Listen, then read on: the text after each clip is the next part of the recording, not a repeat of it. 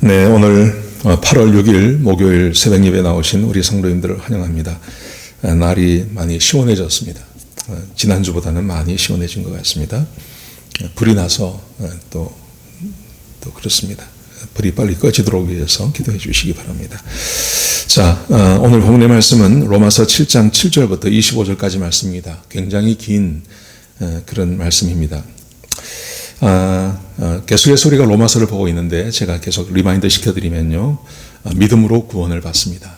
믿음으로. 왜냐하면 사람은 스스로 자기를 구원할 수 있는 능력이 없습니다. 율법을 아는 유대인도 또 그 하나님의 양심 또 본성과 도덕을 가지고 있는 이방인도 그 양심을 따라 사는 사람이 없고 율법을 따라 사는 사람이 없습니다. 그래서 우리는 하나님과 원수된 관계에 있었습니다.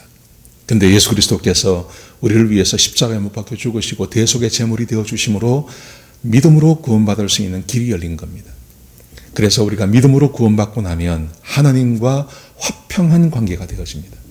하나님과 화평한 관계가 되어졌다는 말은 하나님의 영광을 볼 수 있습니다.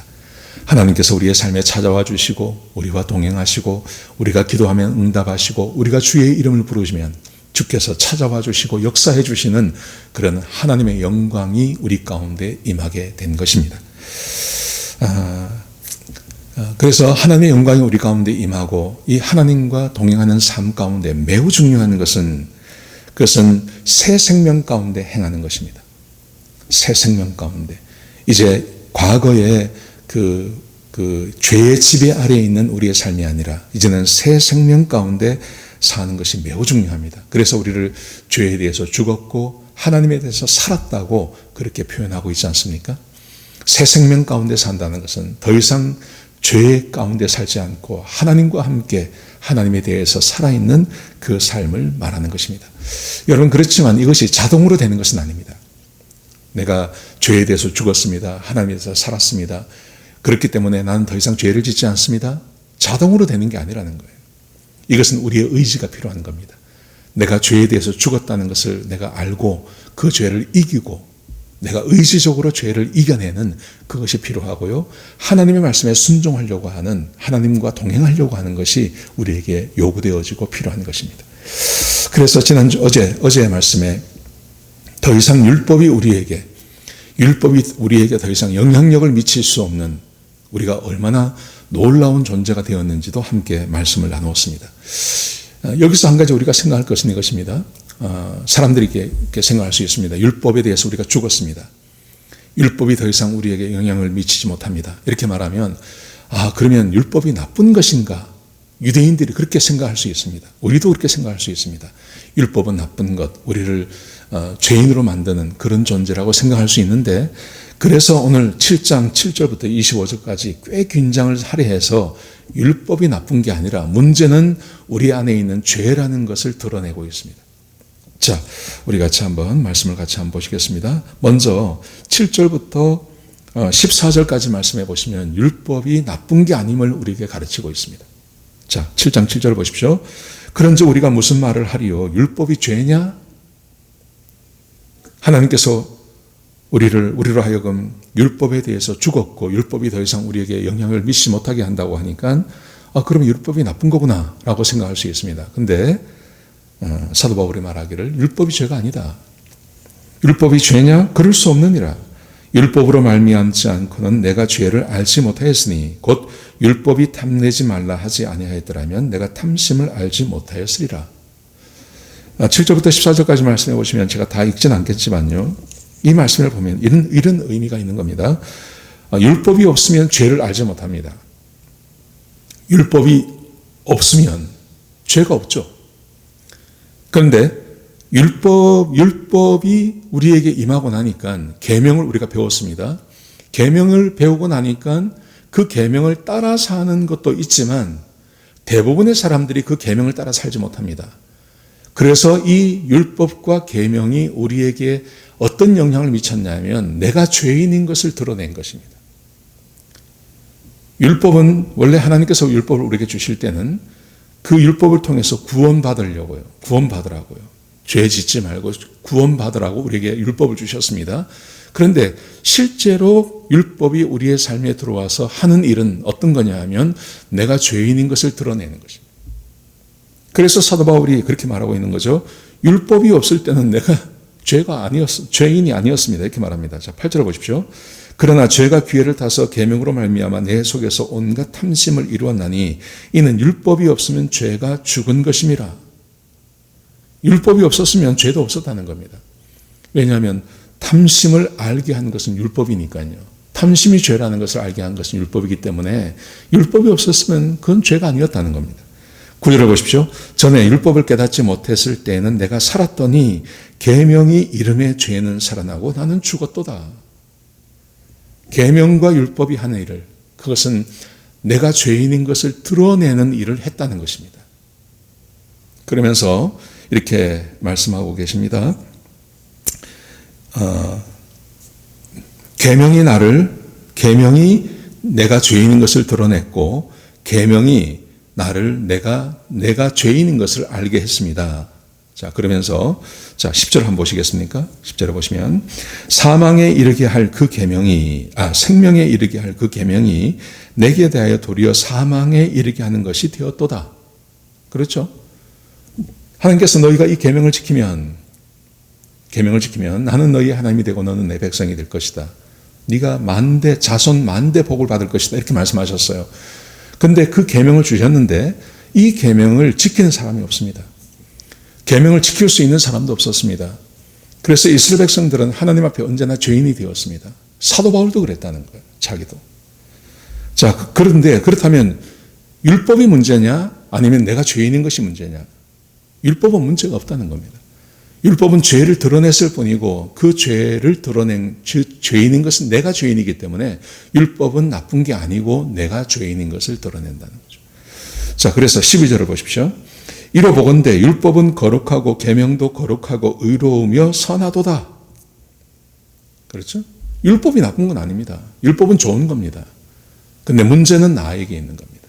그 율법대로 살지 않는 나에게 문제가 있는 겁니다. 자, 그래서 13절을 보십시오. 그런즉 선한 것이 내게 사망이 되었느냐? 그럴 수 없느니라. 오직 죄가 죄로 드러나기 위하여 선한 그것으로 말미암아 나를 죽게 만들었으니 이는 계명으로 말미암아 죄로 심히 죄되게 하려 함이라. 율법의 목적, 그 율법이 하는 일은 내가 죄인인 것을 드러내는 것입니다. 율법이 없었으면 내가 죄인인지 모릅니다. 그런데 율법이 와서 내가 죄인인 것을 드러내었습니다. 그러므로 율법이 나쁜 게 아니라 내 안에 있는 죄가 문제가 되는 것이죠. 내 안에 있는 죄가 문제가 되는 것입니다. 그래서 14절에 보시면요. 우리가 율법은 신령한 줄 알거니와 나는 육신에 속하여 죄 아래 팔렸도다. 율법이 나쁜 게 아니라 율법을 지키지 못하고 죄를 짓는 내가 문제다. 죄 아래에 있는 내가 문제구나 하는 것을 율법을 통해서 배우게 된다는 것입니다. 자, 그러면서 그 다음 말씀해 보시면, 자, 15절부터 24절까지 말씀해 보시면 사도 바울이 자기 자신, 율법과 자기가 어떤 관계에 있는지를 이야기하면서 율법은 선한 것이고 자기 안에 얼마나 심각한 죄가 있는지를 스스로 고백하는 말이 7장 15절부터 25절까지 기록되어져 있습니다. 자, 한번 보십시오. 15절 보십시오. 내가 행하는 것을 내가 알지 못하노니 곧 내가 원하는 것은 행하지 아니하고 도리어 미워하는 것을 행함이라. 사도 바울은 율법을 배웠습니다. 율법 학자입니다. 유대인입니다. 하나님을 사랑합니다. 그래서 자기 안에 내가 원하는 것은 행하지 아니하고 자기 안에 원하는 것이 있습니다. 그것은 하나님 말씀대로 사는 것이었습니다. 그런데 도리어 미워하는 것을 행함이라. 자기가 원치 않는 것, 죄라고 생각하는 것을 자기가 행한다는 것입니다. 율법을 알기 때문에 하나님의 뜻을 압니다. 하나님 말씀대로 살려고 애를 씁니다. 근데 그게 안 된다는 거예요. 항상 죄만 짓는다는 거죠. 16절 보십시오. 만일 내가 원하지 아니하는 그것을 행하면 내가 이로써 율법이 선한 것을 시인하노니. 율법을 통해서 어떻게 살아야 되는지를 알았습니다. 그래서 그렇게 살려고 애를 씁니다. 그러므로 율법은 선한 거라는 거죠. 율법이 나쁜 게 아니라는 말입니다. 17절 보십시오.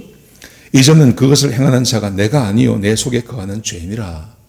그런데 자기 안에 죄가 있습니다. 자기 안에 두 가지가 있다는 겁니다. 그죠? 자기 안에 두 가지가 있습니다. 하나는 선을 행하려고 하는 마음.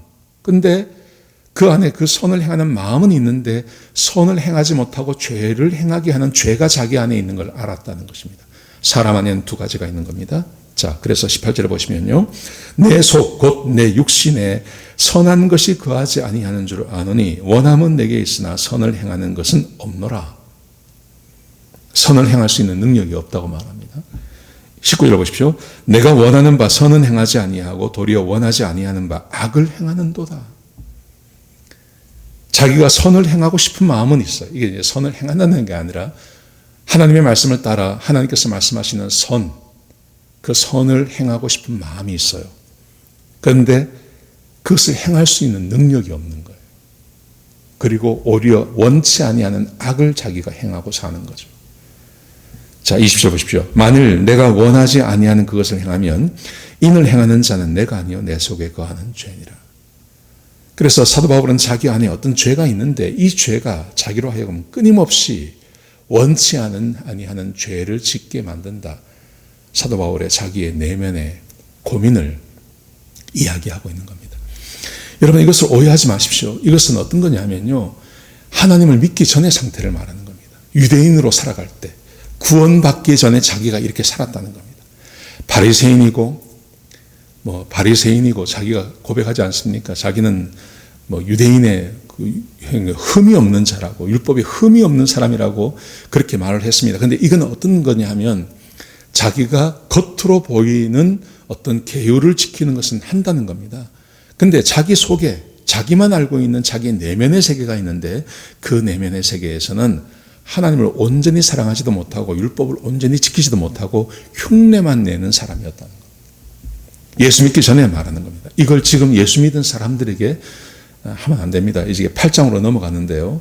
그 8장에서는 또 이 율법을 지킬 수 있다고 그렇게 말합니다. 예수 믿기 전에 이런 상태였다는 것을 고백하고 있습니다.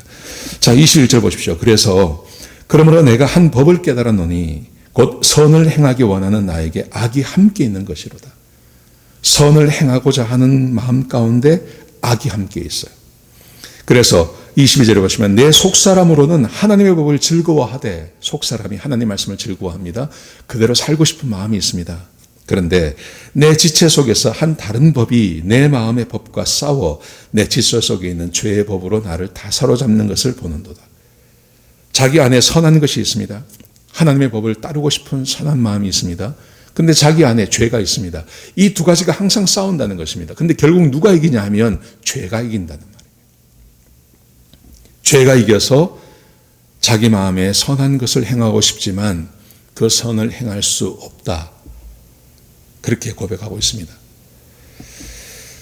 그래서 이거는 우리가 늘 경험하고 있는 겁니다. 그래서 오늘 24절에 보시면요. 바울의 그 유명한 고백을 하는 것입니다. 오호라 나는 곤고한 사람이라. 나는 절망적인 사람이라. 이 사망의 몸에서 누가 나를 건져내랴. 자기는 아무리 율법을 지키려고 해도 자기가 알고 있는 그 기준대로 율법을 지키지는 못하더라 이거죠. 그렇기 때문에 자기가 스스로 구원을 얻을 수 있는 능력이 없다는 겁니다.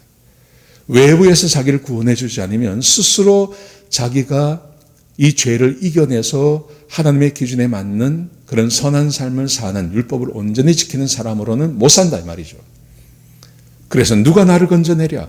자기의 절망을 이야기하고 또 한편으로 말하면 하나님의 구원이 아니면 사람은 스스로 구원할 수 없다는 것을 스스로 고백하고 있는 그런 말씀이라고 할 수 있겠습니다. 자, 그런데 보십시오. 25절에 보시면요. 누가 나를 건져내랴 하고 끝나는 게 아닙니다. 25절에 보시면 우리 주 예수 그리스도로 말미암아 하나님께 감사하리로다. 그런즉 내 자신이 마음으로는 하나님의 법을 육시로는 죄의 법을 섬기노라. 그런데 예수 그리스도로 말미암아 하나님께 감사합니다. 왜요? 이렇게 율법을 지키지 못하는 나에게 하나님께서 오셔서 나를 구원해 주시고 하나님의 백성이 되게 해 주셨기 때문에 하나님께 감사합니다. 이해가 되시죠? 율법이 나쁜 게 아닙니다. 율법이 하나님께서 우리에게 지킬 수 없는 것을 주신 게 아닙니다. 얼마든지 지킬 수 있는 겁니다. 십계명 아닙니까? 십계명은 사람의 양심이라 그렇게 드리지 않았습니까? 양심이 양심입니다. 그거 사람의 본성 안에 있는 겁니다. 간음하지 마라, 살인하지 마라, 부모를 공경해라, 도둑질하지 마라, 거짓말하지 마라, 남의 것을 탐내지 마라. 그 외에 뭘 이야기했습니까? 아까 어제 말씀이죠. 어제 말씀해 보시면 우리 유교나 힌두교 다른 종교에서는 부부가 함께 살다가 남편이 죽었어요. 혹은 아내가 죽었어요. 특별히 우리 유교 사회에서는 가장 남성 본위주의 아닙니까? 그러니까 남편이 죽고 나면 부인이 제가하면요 천하의 나쁜 사람이 되는 거죠. 그렇지 않습니까? 인도 같은 데서는 남편이 죽으면 최근까지도 그런 법이 있었습니다. 남편이 죽으면 죽은 남편을 화장할 때 산 여자를 함께 집어넣어서 죽여버립니다. 그게 여자가 갈 길이라고 이렇게 가르쳤습니다. 그런데 성경에서는 이게 이 말씀이 4,000년 전에 주어진 말씀 아닙니까? 그런데 남편이 죽고 나면 여자 얼마든지 자유롭게 가서 재혼할 수 있다. 불과 100년 전, 100년 전도 아니죠. 우리나라 같은 경우는 한 몇십 년 전만 하더라도 남편이 죽고 나서 아내가 재가를 하면 거기에서 얼마나 비난하는 말이 많았습니까? 오히려 수절하고 사는 게 그게 더 좋은 거라고 이렇게 사회 통념상 우리나라에서 그게 횡행하지 않았습니까? 그런데 하나님은 그렇게 말씀하지 않습니다. 그러므로 하나님의 법이라는 것은 굉장히 합리적인 겁니다. 그런데 이 합리적인 것, 간음하지 마라, 거짓말하지 마라, 남의 것을 빼앗지 마라, 탐내지 마라, 거짓말하지 마라, 살인하지 마라, 이거 온전히 지키지 못한다는 거죠. 이것도요. 왜 그러냐는 겁니다. 왜 그러냐면 사람 안에 선한 것이 없어서 그렇습니다. 사람 안에 그것을 지킬 수 있는 능력이 없습니다. 아담이 범죄한 이후로 하나님의 성령이 거두어 가신 이후로 사람의 본성 안에 죄만 있기 때문에 그 간단한 법도 지키지 못합니다. 그래서 사도 바울이 자기가 얼마나 이 율법을 지키려고 노력을 해봤습니까? 구원받기 전에요. 근데 자기가 스스로 말하기를 오호라 나는 곤고한 사람이로다. 나는 절망적인 사람입니다. 누가 나를 이 죄악의 몸에서 건져내랴. 나를 여기서 건져내지 아니하시면 스스로 구원을 받을 수 있는 능력이 없다는 것입니다. 그래서 하나님께서 우리를 구원해 주시는 것입니다. 자기 스스로 구원받을 수 있는 사람은 없습니다. 어떤 사람도 없습니다. 이 간단한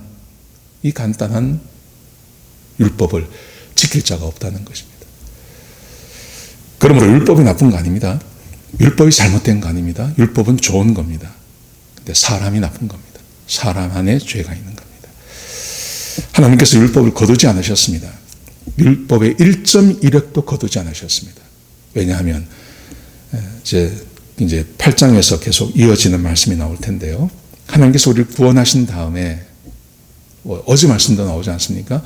하나님께서 우리를 구원하신 다음에 이제는 더 이상 죄의 지배가 아닌 하나님의 은혜 아래서 하나님의 말씀을 따라 사는 율법을 얼마든지 지켜낼 수 있는 능력을 우리에게 부어주시는 것입니다.